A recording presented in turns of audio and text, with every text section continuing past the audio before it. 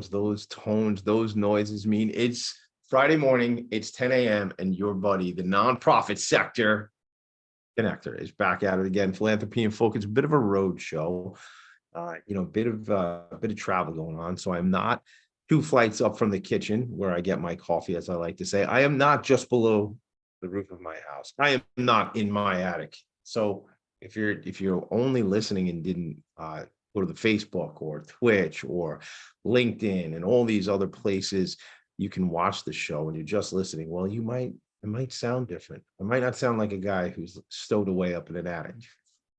Maybe I do. Maybe it doesn't sound any different. I don't know. Valerie Green is my guest today. We're going to jump into everything. First of all, Valerie Green, and Entropy is the name of her organization. Good morning, Valerie. How are you? Good morning, Tommy. I'm great. I'm glad you're not in your attic. Um, well, it's funny. I haven't been in the attic in a couple of days, so I don't know if it's hot in the attic or not. But oftentimes this year it is a bit warm in the attic. But listen, this show is Philanthropy and Focus, and as I've said many, many times, I do a couple of things on this show. One of those things is I help nonprofit organizations tell their story. And after that, I help them amplify their message. And I like to help make connections. I bring people together. In fact, the way Valerie Green and I had originally met was at an event, I'm sure you remember, at the Queen's Chamber of Commerce. It was a networking event. If I'm not mistaken, because I tend to do this, I throw on a red velvet jacket usually at certain times of December. And I probably had that jacket on when we first met. Tom Gretsch, Brendan Levy, good friends of mine out of the Queen's Chamber of Commerce. I'm always making connections for them, and they certainly are always making connections for me. And professionally, personally, but also, as I say, professionally into the agency, into Vanguard Benefits, the benefits agency that I'm one of the partners in, but also just because they'll bring me relationships because they think I might be additive or helpful to those relationships. And I think when I was at the holiday event, I might have said Christmas, but the holiday event at the Chamber of Commerce back in December, I was able to make some great connections in the room that day. And Valerie, you're the second person that I met that day that runs a nonprofit organization that has come on Philanthropy and Focus. And I only met 2 in the room that day, and both have now come on, or you're in the process of coming on the show. So we're doing that right now. So really what we do on the show is I speak to the leader of this nonprofit organization. They're going to tell me their stories. They're going to tell me the programs of the organization, how the organization makes an impact. And then ultimately, people show up to pay attention to learn things here. And they also pay attention because they want to find out how they might be supportive of the organizations that I partner up with, that I connect with, that I build relationships with. So that's what's important. That's what the show is all about. This is episode 132, 133. I sort of lost count. It's one of those things where I don't know why I was counting anyway, but I guess we just because there's numbers, we count them. But really, it's just a labor of love. It's my passion. And I will tell you, Valerie, I was going to save this kind of joke for later on when my theme song comes on, when we come back from the breaks, the theme song with the lyrics and stuff like that. But I'm wondering if there might be an opportunity for some interpretive dance that might explain Tommy D and Philanthropy and Focus. I'm sure it would be someone shaking and bouncing around the stage or something like that in a harried, frenzied pace. It almost sort of reminds me of, oh God, the movie Being John Malkovich, when John Cusack at the end of the movie, he is John Malkovich, but he's got like marionettes and he's like doing a puppet show, and it became and there was like this puppet strip. I didn't even know we were going to talk about this, Valerie, but this is how the program goes. It's a bit of stream of conscious, and that's what's coming through my brain right now is that scene where the puppets are bouncing around. All right, so let's do that. Maybe there is some interpretive dance. I would love to learn how to dance, and maybe then we can perform some dance together. See, that's what this. Okay. We haven't even started the program When do you want already. that to come? In the middle, I don't know. as the grand finale. I'm not sure. We have. Let's Feel not do. into it. Let's not do the dance today. We'll figure out. Like we'll have to collab on that. I mean, you're the choreographer. I'll just be the talent. Okay, got it. Deal. How bold? I've never danced like in any sort of good way in my life, so we'll have to work all that out. Maybe I'll sneak it in. Maybe I'll sneak a dance in for us. Listen, that would be awesome. Maybe we'll just dance. I want to dance. All right, let's do this, Valerie. Let's talk instead of dancing right now. Let's stop dancing around the subject. Let's get into this. So I want to ask you, what brought you to dance? What brought you to, I have friends who are dancers, and they went to dancing school as little girls and little boys and things like that. But was this something that was always in your world? Was it something that you were always connected to? Well, I started dancing when I was 3 in a suburban dance studio where you did tap, jazz, and ballet. So I danced my whole life. And then when I went to college, I stumbled upon modern dance, which I didn't even know existed. There really wasn't that access. I grew up in a suburb of Cleveland, Ohio, so I didn't have access to other dance forms. So when I stumbled into a modern class, I knew that was what was right for me. I knew that was where I belonged, and the reason why I think it's such an amazing dance form is because you can create anything out of nothing. There's not like a codified form where ballet, for example, is very specific. Um, and uh, Modern dance, you can, you walk in the studio, nothing exists, and you create something, you know. Uh, Depending, work could take a year to make, it could make a year and a half, it could be 6 months, but you start from the place of like nothingness. And that's sort of the beauty to me, is just seeing what evolves from this space of exploration. Wow. So, I've heard that term before, modern dance, but I don't think I'd actually I've ever heard it defined. So with what you're saying there, it sounds like less rules, or maybe dare I say no rules? Is that how it is? And it's uh, I could take that. There's not necessarily rules. I mean, there's ways to make dance, where you're looking at structure and the architecture of the dance and certain things like that, to make the dance the best that it could be if you're presenting it for public. But it's such a wide genre. There's so many aesthetics inside modern dance, and sometimes people might feel like it's hard to understand, but there's so many types out there that I like to encourage people, maybe if you didn't like one thing, don't give up on it, and see more, because there's so much diversity in the form. That's awesome. I guess that's it's interesting. Like, I have a friend of mine whose daughter has become a performer, has become a singer, involved in first was involved in like community theater and local stuff, and now is in the city doing different things.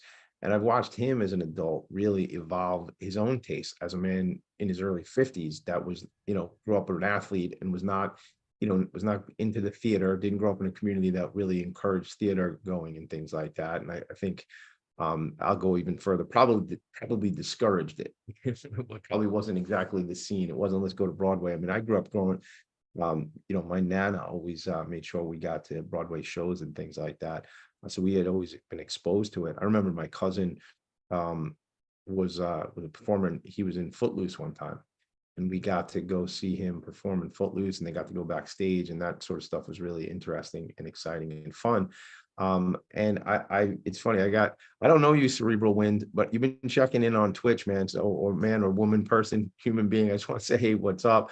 He says the energy is different today. I kind of dig it. Good morning, Tommy D. Yeah, the energy is a bit different. I felt a little different when I woke up today. I felt a little, and maybe it's the travel schedule. Maybe it's just I'm not in my attic, as I say, but I'm certainly in the attic below this hat. That attic I'm always inside of. But Well, yeah, what you're I'm saying with like being exposed to different things, I think it's great if parents expose their children to all different sorts of art forms if they're able to, and to just see a lot. I remember my mom taking me to see, the ballet, even if I'm not a ballet dancer, and I'm grateful that I was exposed to different things, and I think it makes a mark on a child, and definitely I'm pursuing dance for a lifetime now. I'm a lifer. It's my whole life, and it's grown and changed with me. As I evolve as a human, and my interests, and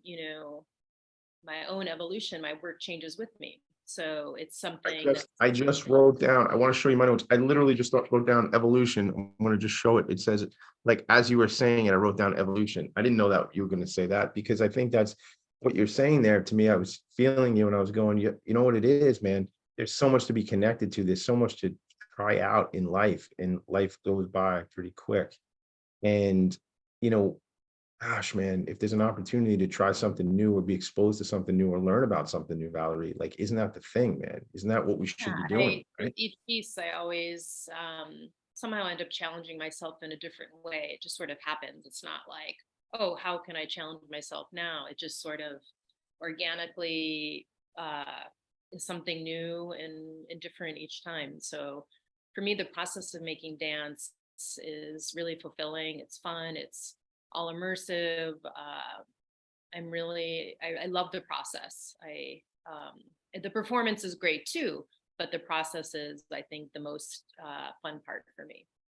What does that mean? Because I'm not sure I grasp it. The process versus the performance. Is it the creative side? Is that what you're referring The to? process means the creation of the work. So, you could be creating a work, like I said, for 6 months or a year. So, that whole time of exploring it, questioning it, being curious about it, challenging yourself about it. I even invite people into my process that I know and are trusted to get feedback. So um, it's a living and breathing art form that can continue to change even when it premieres. Like there's still things you could be shifting and evolving with it. Well, yeah, again, not knowing very much about dance at all, to me, I could see though, as you say it, isn't that another part of life? Like all these different things we test out, we try out. I mean, like performance or business, creation, whatever that might be, we're kind of trying things. It works, it doesn't work. Let's go back. Let's try this. Let's look at it this way. And the piece you said about you invite other people into your process, that sounds really cool because, you know, that's where I think a lot of creativity comes out is when we sort of challenge each other and say, well, what if you look at it this way? Just, I had a long drive yesterday and um, I was listening to uh, the history of the Beastie Boys. And then there was an interview with Rick Rubin and Mike D and Ad Rock of the Beastie Boys and Spike Jones. And this was an interesting interview.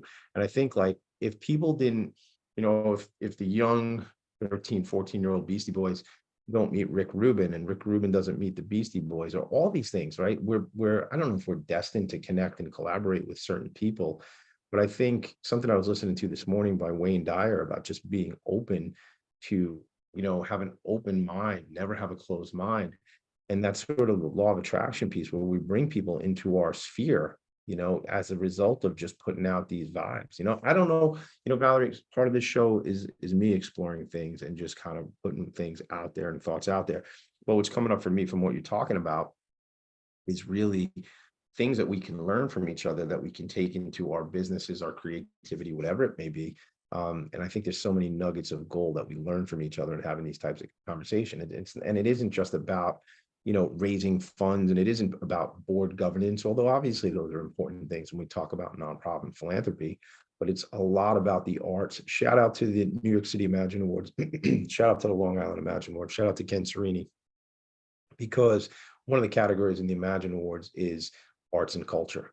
And it's a specific category unto itself because arts and culture organizations, may have a challenge if it's a head-to-head competition between arts and culture and an organization that served 200,000 people with food experiencing food insecurity. Anyway, shout out to the Imagine Awards. Go to New York City Imagine Awards, NYC ImagineAwards.com. Not really a commercial, it's just a big event that we'll have in October in New York City. So Valerie, excuse me, we do have to take a quick break. When we come back from the break, I want to talk about, your experience in dance at the college level. Some people have been, your training, some people who've been influential, and let's get into some of the programs and some of the works that you've done at your studio. How's that sound? Sounds great. Thank you.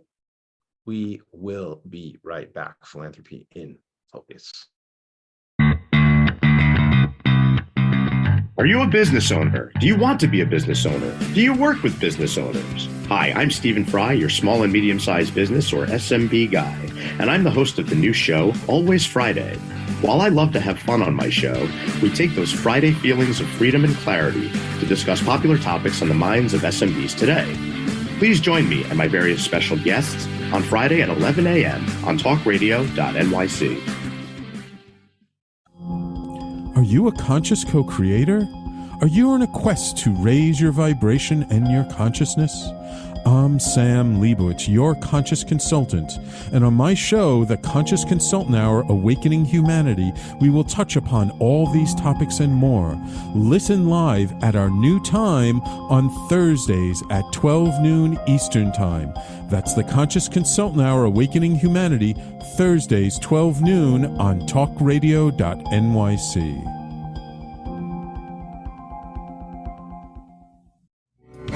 What really drives success in business? Introducing Entropy, the show that explores the intangible assets that create value and growth. I'm Matthew Asbell, your host and an attorney focused on innovation.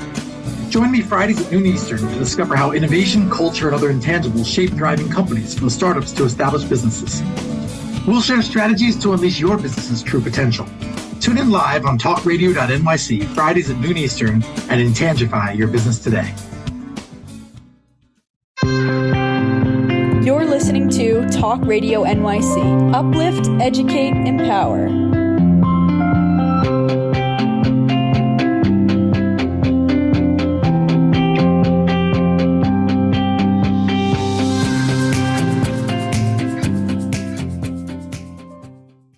Nonprofits need connections to move in good directions. So cut through all the static. Join Tommy in his attic. If you're watching somewhere, if you're seeing the streaming video, I'm dancing to my theme music, a little interpretive dance. Shout out to Valerie Green, because we're going to work on it. We're going to collab, man. We're totally going to collab on that. You know what? I got a lot to say before we get right back in this conversation. Shout out to Mick Collins, always looking out for me. And yes, the Beasties, Ed Rock, I believe, did introduce LL Cool J. Shout out to Hollis, to Rick Rubin. Rick Rubin's from Long Island. Rick Rubin's from Long Beach, Long Island. And, you know, Mick also wanted to say to you, Valerie, shout out to Cleveland. My buddy Mick Collins, paid forward processing, Cleveland guy's been bounced around the country a bunch of times, but Mick's always looking out for me. He's always in my corner, you know, and bringing information during the show. So he goes out on the internet and he shares your links to your website while we're talking, while we're doing the show. So appreciate you, Mick. Great job in that presentation you made the other day. So Valerie Green is an active dancer, choreographer, and teacher in the New York City dance community since 1995. Graduated the University of Wisconsin-Madison, studying one of Eric Hawkins. You were one of Eric Hawkins' school's last students. You'll have to tell us what that's about. And you start to create a platform of your own innovative movement, style, and artistic vision. We'll get back into some of the stuff, but here's what I want you to know, everybody. 42 dances, including 10 evening-length works, all of which incorporate forms of original production, musical composition, innovative set design, or new media.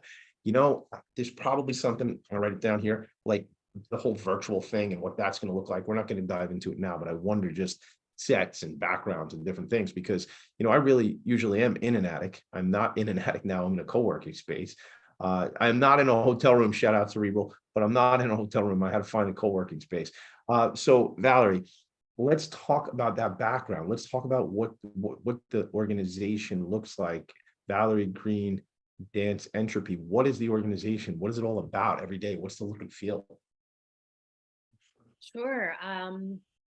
Well, we just celebrated our 25th anniversary this year, so that's an exciting milestone. And the look and feel has a few different parts. It is a not-for-profit, so one of the main parts is the professional dance company. We perform in New York City. We do a lot in Queens because that's our home base. We're Queens. Let's just shout out Queens. Let's talk Queens for a second. Shout out to Queens. I'm sorry for the other 5 boroughs. Queens is definitely top borough. Let's go Mets. Again, out to my buddy Mick Collins. Let's go Mets. Sorry, Valerie. Let's talk about Queens. A lot of stuff happened in Queens. So we definitely have a stronghold and performed all over Queens, naturally all over the rest of the city. We do things in other states. I do a lot of international work. I'm actually leaving for Africa this evening in several hours. So, wow, I didn't know that. Let me just read some of the other stuff. Albania, Armenia. I love that these are in alphabetical order for me. Armenia, Austria, Azerbaijan, Bosnia, Burkina Faso, Canada, Colombia, Croatia. I'll stop at C. But wow, you've performed in all these places? water perform, yeah.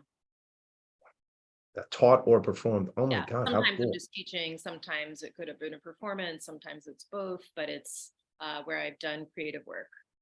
Yeah, that's awesome. So what's going to happen in Africa before we go back into the day in and day out? What are Going you doing to there? be, it's a 2-week intensive of training and then creating a new dance work on young dance professionals in Togo, West Africa. So, and I haven't been to Togo, but I've been to Africa several times and actually met the director of this organization when I was teaching in Burkina Faso, similar type of project. So we've gotten this project together and I leave tonight. So Wow.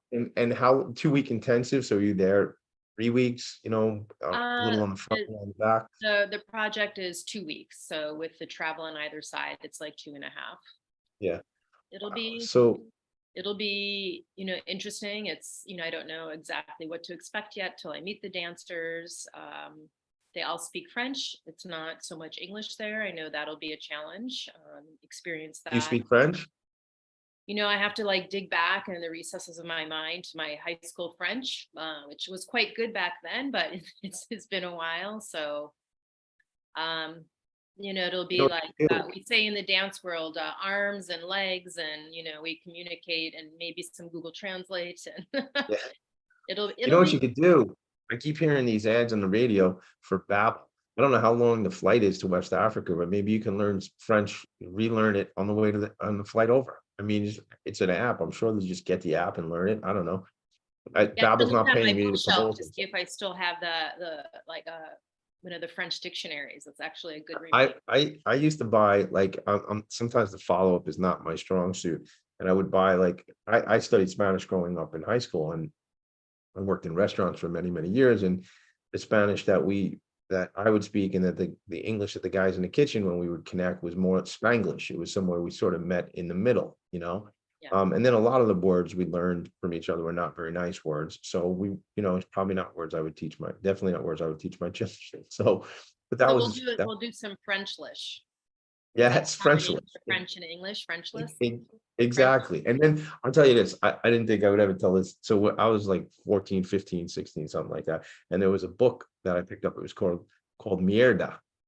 And mierda means shit in Spanish. And that was a book, and it just taught you all bad things to say. So there you go, gang. If you're looking for all the bad things to say in Spanish, pick up that book.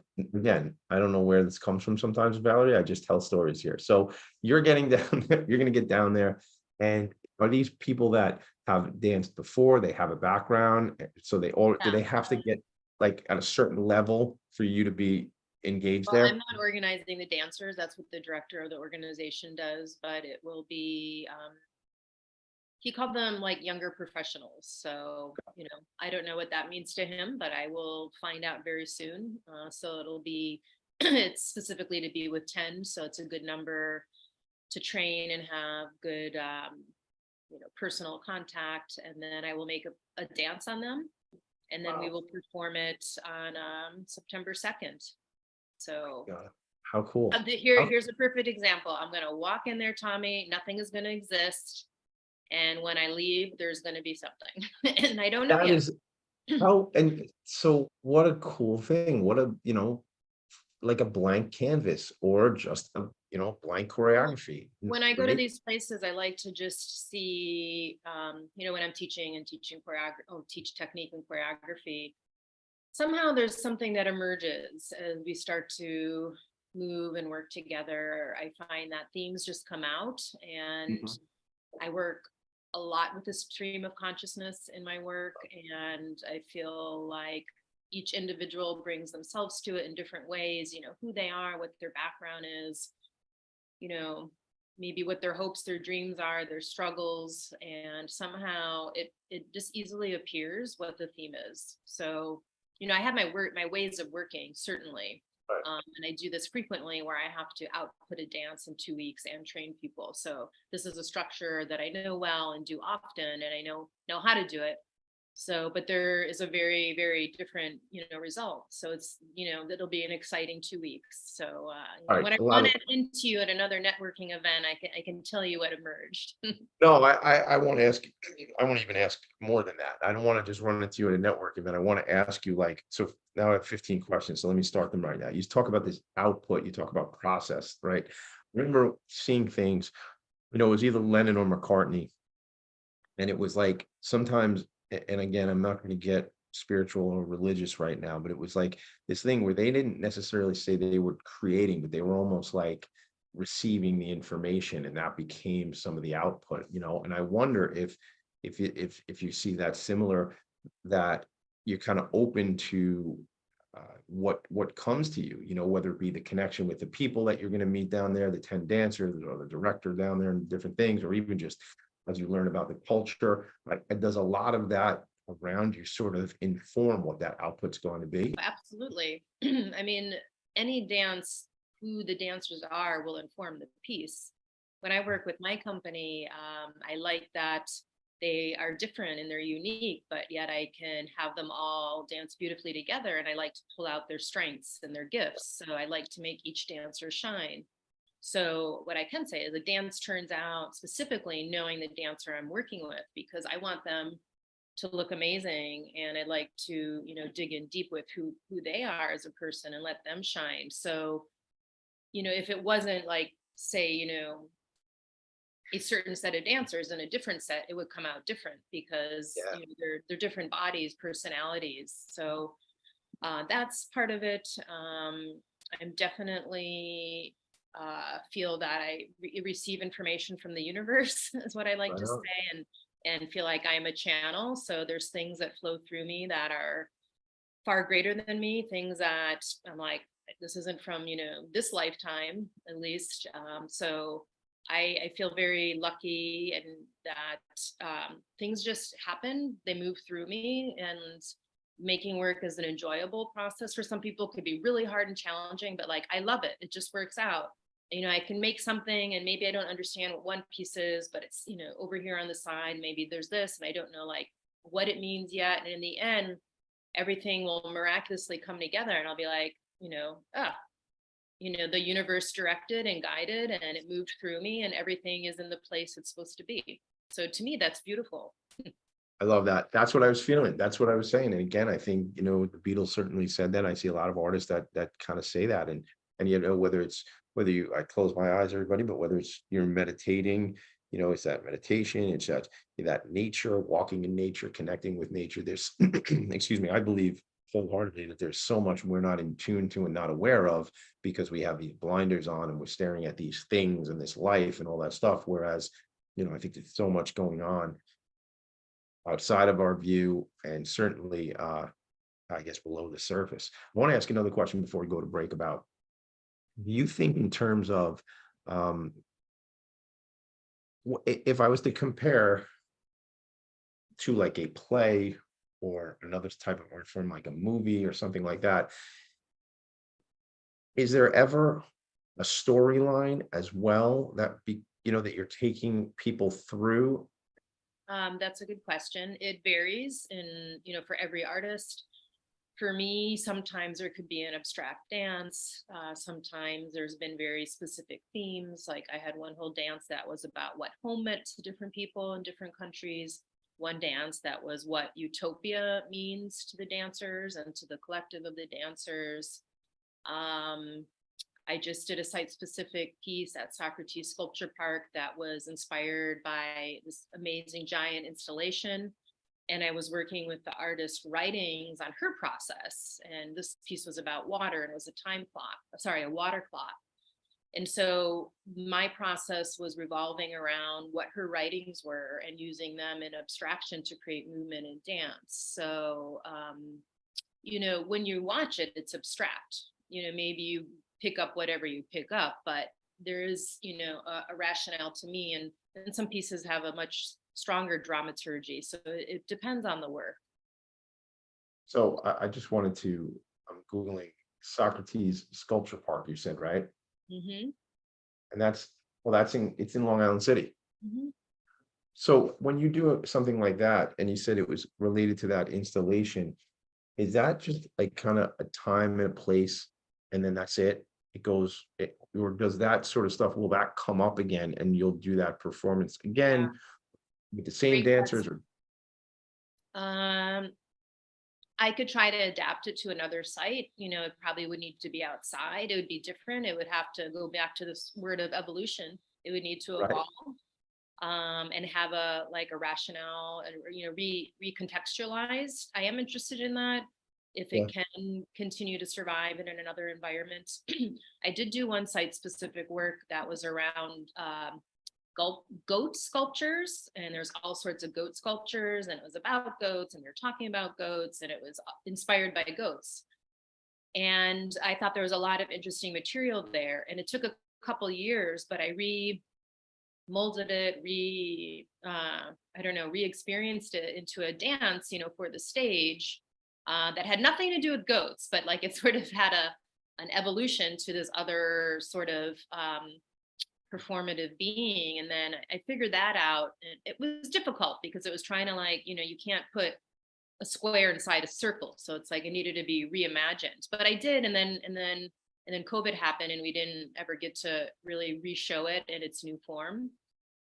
So it's possible. It takes a little bit of work, but it can be done.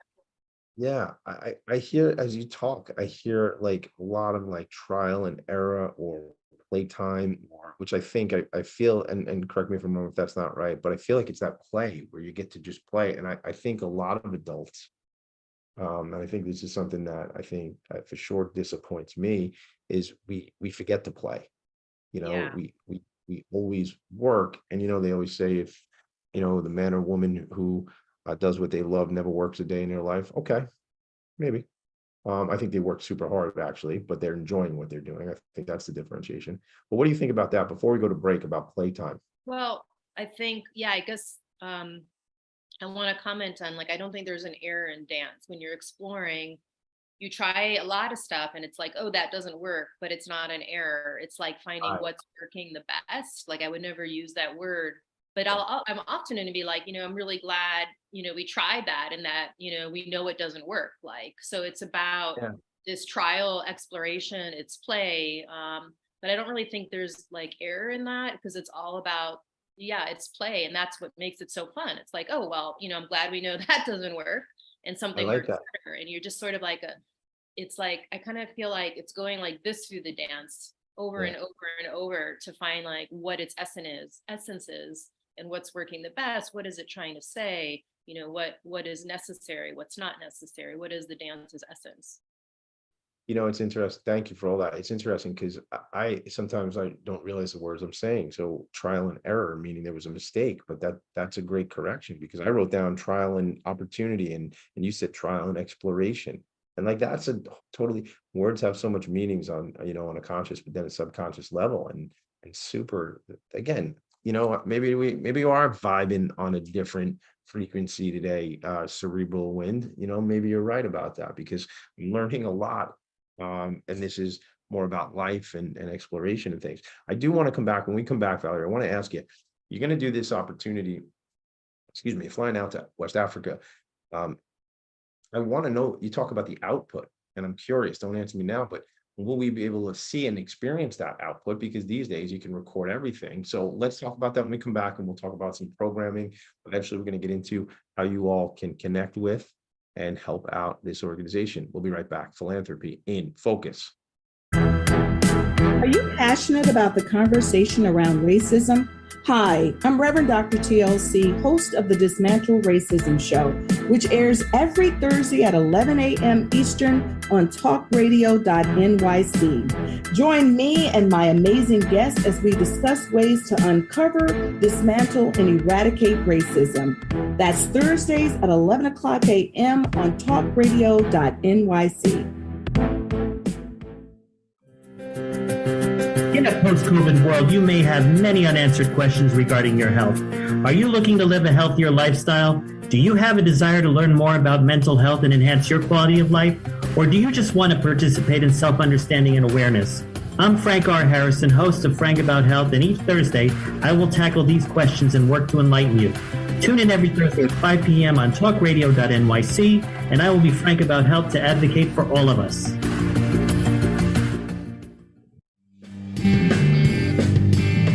Hey everybody, it's Tommy D, the nonprofit sector connector, coming at you from my attic. Each week here on TalkRadio.nyc, I host the program Philanthropy and Phocus. Nonprofits impact us each and every day, and it's my focus to help them amplify their message and tell their story. Listen each week at 10 a.m. Eastern Standard Time until 11 a.m. Eastern Standard Time, right here on TalkRadio.nyc. You're listening to Talk Radio NYC at www.talkradio.nyc. Now broadcasting 24 hours a day.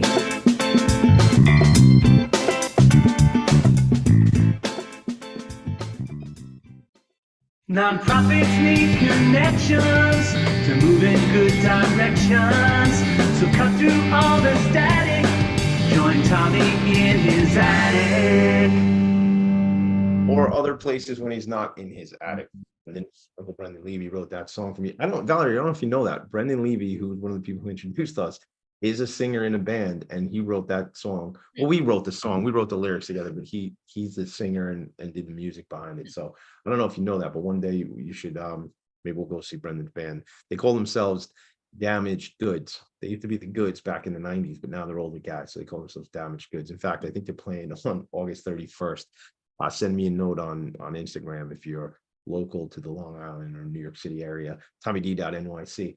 And also, I tried to do a thing. Maybe Logan, our producer, can help me out with this. I know he's into the gaming world and stuff, but I tried to create something on Twitch because I got people that are reaching out, connecting, and I don't really know much about it. So I did like a TommyD.nyc thing on Twitch, or maybe it's TommyD_NYC. I can't really remember. I tried to look during the break, but we'll get back to all that stuff. But hit me up on Instagram if you want to talk about that, because we got a lot of ways to connect with people, and certainly connecting with different communities. I looked up this word, entropy, because the organization is called Organized chaos. Organized Chaos. Wow. It's That's sort of a science word. Yeah. So I look at it as organizing the chaos. There's so many possibilities of movements, and I organize them into something beautiful, hopefully, and thought-provoking. So it's the name came in 1998 and has been with me ever since, and I still like it.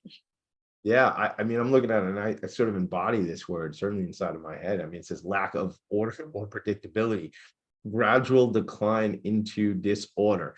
If you ask the people I live with, and you actually all saw what the attic looks like when away from the camera's view, that's sort of what that's all about. And then it says in physics, it says a thermodynamic quantity representing the unavailability of a system's thermal energy for conversion into mechanical work, often interpreted as the degree of disorder or randomness in the system. Wow, what a cool thing to just think of it, randomness in the system, if anything really is random, right? But sort of like I said before, there's nothing. There's nothing, right? Possibilities. So it's like taking the randomness, all the possibility, and organizing it into something. I love that. That's so how do people connect with the organization? And then I want to find out, like what I asked before we went to a break about the work you're going to do in West Africa. Like, is that going to be, will there be videos? Is it going to go on the YouTube page? Is there a YouTube page? Let's talk about I don't know, because I'm not sure how they're organizing that. I'm sure I will have a video of it at some point, but I don't know if it's something that will be live streamed or not. Like I don't have those details, but I will hopefully have some video of it. But I'm very, very active in posting on Instagram on my tours. So if somebody wants to see a lot of, behind the scenes footage of the process, then you can follow me at Dance Entropy. And I will be posting a lot. At Dance Entropy on Instagram. The website is danceentropy.org.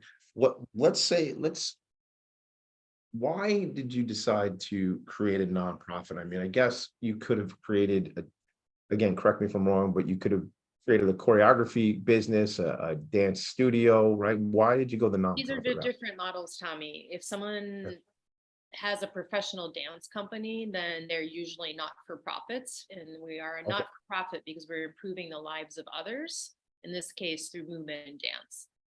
So the dance studios with the kids that are in them growing up all day long, like I did, those are generally most of the time for-profit models or commercial dance studios. That's not what I do. I have a dance studio. It's called Green Space. It's our home, the dance company. We've been in Long Island City for coming up on 18 years. So it's a rehearsal space. It's where I make my work. There are over 300 choreographers a year that are creating work in the space. There's someone in the other room now bouncing around. And we have shows here. We present about 80 artists a year in the studio programs. And there's the homepage. Yes. I shared this. So if you're not watching and you're just listening, go to Entropy.org. But I checked out the website. I mean, this is your space, right? With like it. That's a photo shoot, but these are my dancers. So then there's a whole other website called Green Space that is more. So this is more about the company. And then the other one, you can go to on the far right. It says Green Space. Just keep going over there. And this is all about the studio, the performances in the studio, rehearsal space.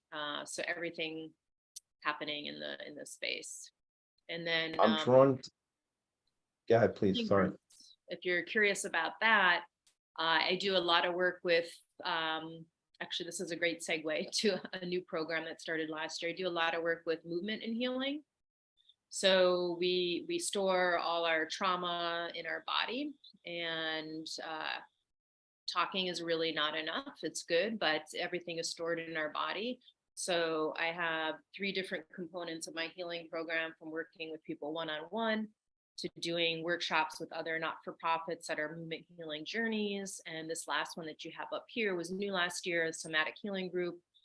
And it's about the group being together for 10 sessions. And it's sort of a group therapy. We're not supposed to use that word, but it's a process group where you're going through really individual things that you're working on inside the group container.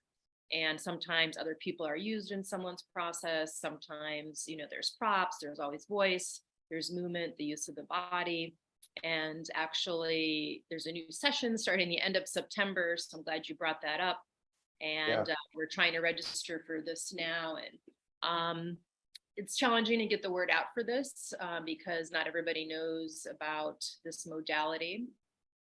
But kind of blew my mind when I encountered it. And if someone is working on, we all have issues, right? There's no human that doesn't.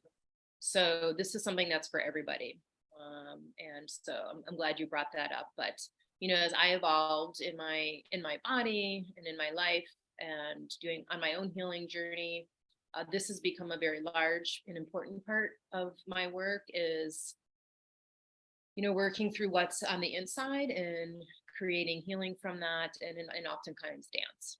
So, I mean, listen, we are ever evolving as a race, as a species, as a human, right? And as individuals. And I talk a lot on this program about mental health. Ever since the inception of this program, first episode of the show was horseability back in January of 2021. The second episode of this show was transitional services for New York, Dr. Larry Grubler, TSINY, which serves 4,000 individuals with some sort of mental health issues, moderate to severe mental health issues.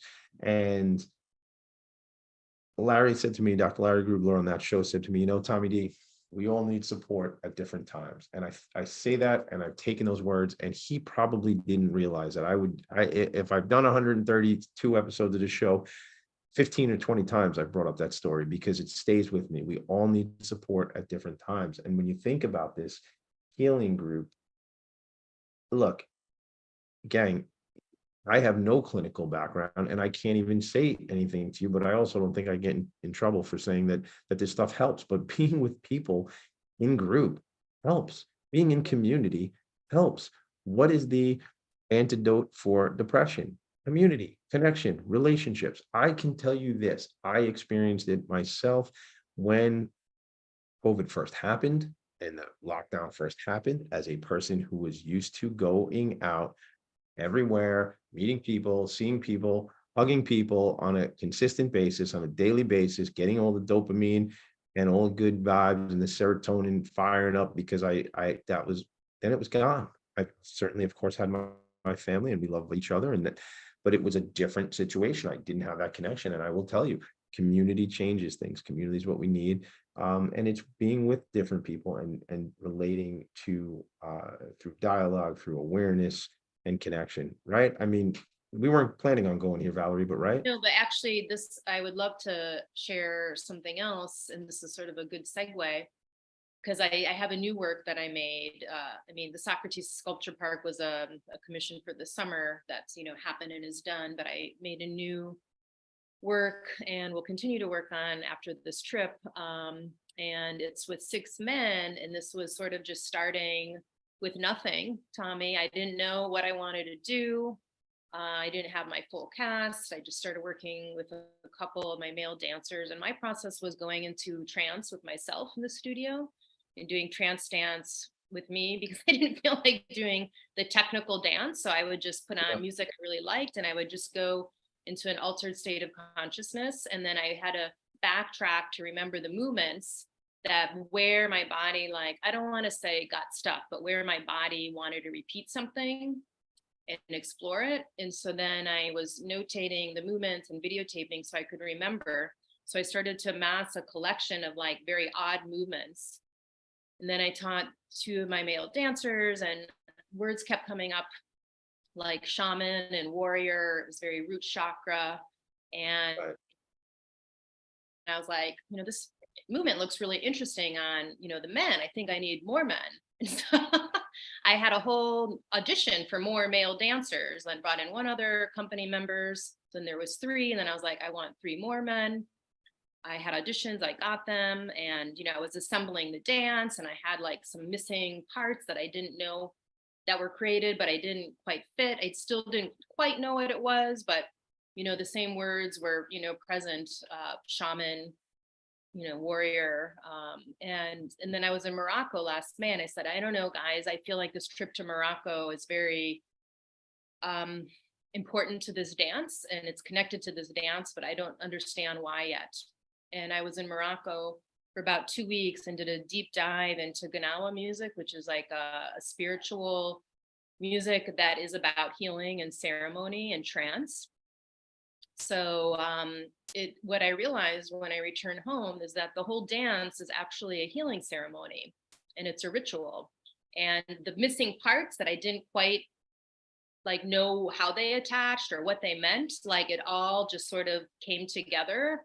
And I was just sort of like awestruck after that trip, because the whole dance made sense. And there was a lot of real surreal moments of things that are in the dance that were happening there in their cultural dance and in these ceremonies, as if like I already experienced this. And so the whole dance, like, I don't know, is very profound and deep. And I realize it's a ritual. The name of the dance is called Right. And it's very powerful to see 6 men dancing together, to see their masculinity, their vulnerability, their connection, their community, their brotherhood. It's really beautiful and very deep. And so I put it away for a couple months. What that means for me is like, I need to step away from it so I can come back to it and see it clearly. So we have a bunch of other shows in September, and then I'm going to go back to in October, and I'm excited to see what this trip to Togo might inform, because a lot of these cultures are working with, ritual and trance and possession and altered states of consciousness. So, this is also part of the Togolese culture. So I'm hoping to maybe explore that a little on the side, but this is my new baby in the works, and it's called I dig it, man.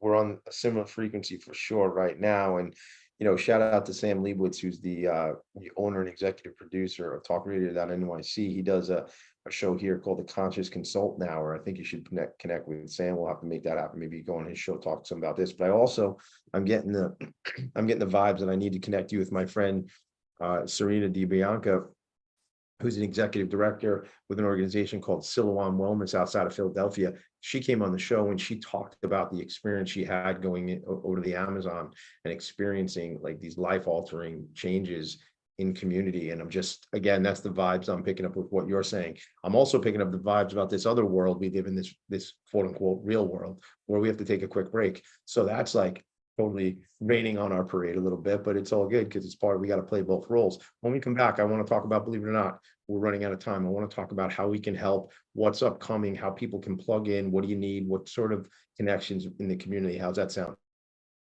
Sounds good. We will be right back. What really drives success in business? Introducing Entropy, the show that explores the intangible assets that create value and growth. I'm Matthew Asbell, your host and an attorney focused on innovation. Join me Fridays at noon Eastern to discover how innovation, culture, and other intangibles shape thriving companies from startups to established businesses. We'll share strategies to unleash your business's true potential. Tune in live on TalkRadio.nyc Fridays at noon Eastern and Entropy your business today.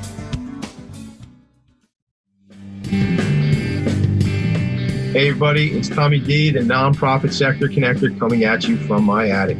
Each week here on TalkRadio.nyc, I host a program, Philanthropy and Phocus.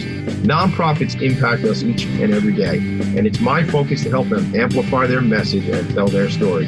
Listen each week at 10 a.m. Eastern Standard Time until 11 a.m. Eastern Standard Time, right here on TalkRadio.nyc. Are you a conscious co-creator? Are you on a quest to raise your vibration and your consciousness? I'm Sam Leibowitz, your conscious consultant, and on my show, The Conscious Consultant Hour, Awakening Humanity, we will touch upon all these topics and more. Listen live at our new time on Thursdays at 12 noon Eastern Time. That's The Conscious Consultant Hour, Awakening Humanity, Thursdays, 12 noon on TalkRadio.nyc. You're listening to Talk Radio NYC at www.talkradio.nyc. Now broadcasting 24 hours a day.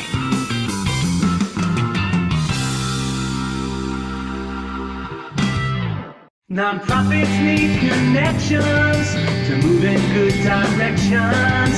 So cut through all the static. Join Tommy in his attic. All right, here's my request. If there's something you want to do, if there's something you want to try, just go out and do it. Okay. Trial and exploration, trial and opportunity is something we just created today on the show. If there's no more trial and error, there's trial and opportunity, trial and exploration. Because I never in a million years, when I said I was going to have a show and I was going to interview nonprofits, would I find that somebody would shout me out and say, hey man, I'm playing Zelda Oracle of Ages while I'm listening to your show. I didn't know that people would be gaming while they were listening to Philanthropy and Focus. I thought this was going to be a bunch of nonprofit people. The quote is that, you know, in the game, it says, you got to save time to have fun. Right on. I think you got to I think the whole thing is play.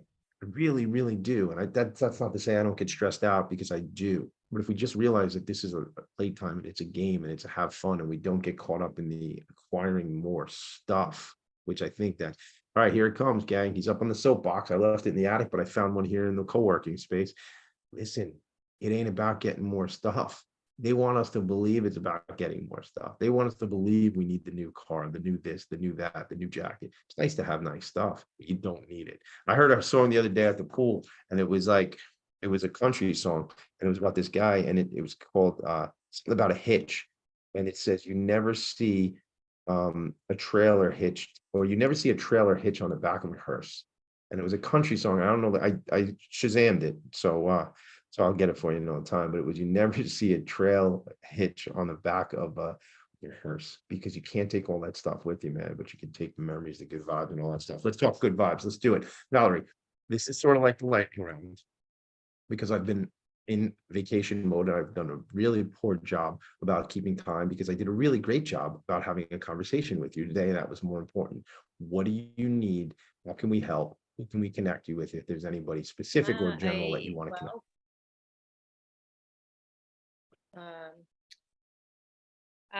It's always great to meet other organizations. I love partnering. I love being really creative and brainstorming on how two organizations can work together, or two spaces could work together. Dance companies always need audience. We need people to come watch us. We are always fundraising. We need people to support us. We are always looking for board members. So you don't need to love dance to be a board member. You just gotta love what we do. And we do a lot in education. We work in the New York City schools. We work with at-risk youth. As I mentioned, I work a lot with movement and healing and trauma. We work a lot with social service organizations. We work with older adults. So some people are just inspired by all our educational outreach. Some people like dance. Some people just are inspired by me and they want to support me because they see how much I'm passionate about this organization. So we need some new board members. And yeah, you know, I think we're stronger together. We're stronger when we're connecting. I think, you know, I know for myself, when I'm out in the world teaching somewhere, it leads to something else. So it's not by just sitting at home. So, you know, we met at the Queen's Chamber event. It's not because we sat at home, because we're out in community and relating to people. So I invite people to, you know, find me and relate with me and my dance company. Come see us, follow me. I don't know, call me, email me. Happy to see. How do they do that? We can. How do they connect with you? The website, danceentropy.org, the studio's website, greenspacestudio.org, on all the social media, it's either at Greenspace or at Dance Entropy. My email, the phone numbers on the site. Yeah, I love, you know, creating something that I'm very playful and strategic and brainstorming. And we may even have this performance rites shown in a cemetery space, because cemetery is a sacred space, a solemn space, and so is a rite. So I'm going to play with this idea of even doing like the performance there in their hall, beautiful hall they have, and then having the audience do a ritual and make an offering in the lake. So like here's an example of I found out a way how to collaborate with the cemetery. Like I'm full of ideas. Just talk to me. I dig it. I mean, listen, I know it. I'm the nonprofit sector connector, so I dig everything you're saying because I'm like, oh my God. And like, talk about the dopamine hits I'm getting right now because cylinders are firing. I'm getting fired up because I'm like, oh my God, what if we do this? What if we do that? So that's exactly right. That's what my brain was doing. What you just did with shifting the arms back and forth. That's what I dig. That's where I live, man. I'm excited because I have a new idea that I'm going to go out on site. I've been doing 60 days of service, 2 days left to hit 60 days of service, but I have this whole new idea. I'm just going to go out and spend like a day, but I need a videographer. And my budget for this is very low, but I need a videographer to come out and play, right? Again, playtime, and watch me. I'm going up to a milk bank in Valhalla, New York. I want to come out to the green space with you, Valerie, and play and just play. And like, but in playing, create something that will help tell the story for other people and share my little reach, what it might be. And it's not little, but my reach and the connections I have to expand other people's opportunity. And that's what this is about. And that's what Philanthropy and Phocus is about. And we are out of time because there are other programs coming on the network right now. So now I have to go do what a nonprofit sector connector does off the show. Can't tell you what that is. Valerie Green, this has been really special. When you get back from West Africa, I'm coming for a tour. We're going to do some videos. We're going to do some fun stuff. I promise. I know I probably threatened that in the beginning when we first met, but now it's you got to do your dance before you leave. Do a little. I want to be the interpretive dance, Tommy D. It's very harried. It's like what goes on inside the world of a nonprofit sector connect. I would say this. I usually say namaste in the attic, but I'm not. Namaste on the road. So listen.